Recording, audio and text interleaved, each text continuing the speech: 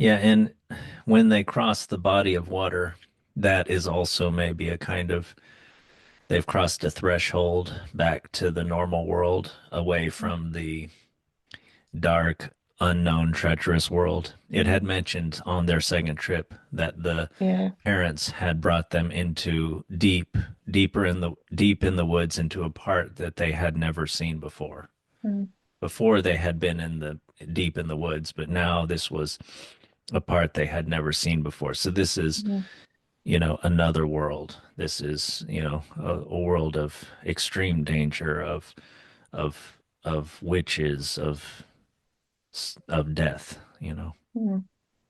But yeah, Yeah. the duck brings them across the body of water back into their neck of the woods.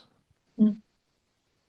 Yeah, maybe it's kind of like a rebirth of sorts because it's kind of like a baptism again, where Yeah, they're kind of going into like a new life that's going to be better. And that's right. with like the stepmom out of the picture and going back to their dad and That's now right. having like these kinds of riches with them. Yeah, that's right. Yeah.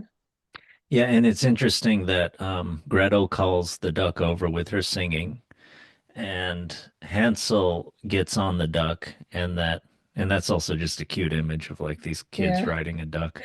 But Mm. anyway, he's like signaling Gretel to come ride with him, but then she says, "No, he's too heavy. I mean, we're too heavy, and you'll have to ride across first, and then the duck will swim back and take me on its back on the second trip." And that is what happens.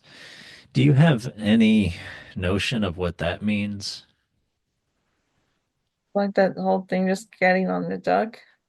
No, the fact that Um, they have to ride it separately. And like Gretel's the mm. one that figures out that's what they have to do. Well, I don't know, like Maybe it's maybe it's something kind of about like each individual has to do that journey on their own.